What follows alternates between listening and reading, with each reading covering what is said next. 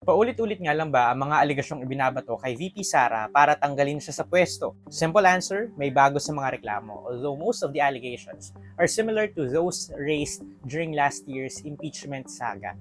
Ang tanong pa rin kasi, hinarap niya ba yung mga issue laban sa kanya? Ang dalawang set ng complainants ay number 1, yung mga makakaliwang grupo, at number 2, yung mga leader ng civil society at ng simbahan, led by Kiko Aquino D and Father Flavie Villanueva.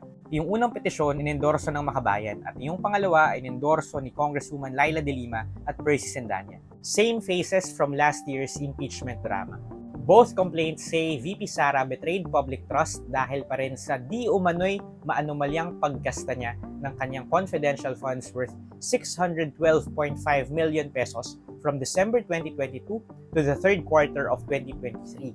Nandyan din yung pagsasubmit ng kanyang subordinates ng supposedly fabricated acknowledgement receipts sa Commission on Audit.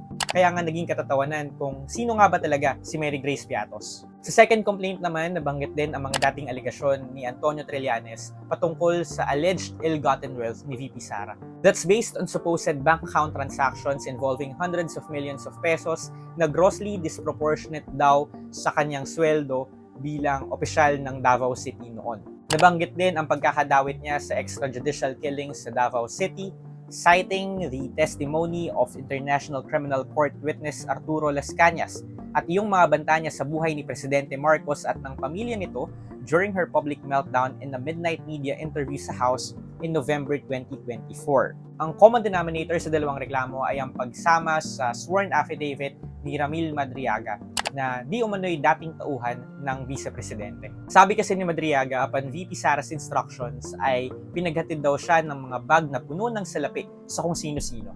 Ang naging kakontsaba raw niya ay ang mga security personnel ni VP Sara, mga colonel na nagmamanage umano ng kanyang confidential funds. Dinenay na ni VP Sara ang mga alegasyon ni Madriaga.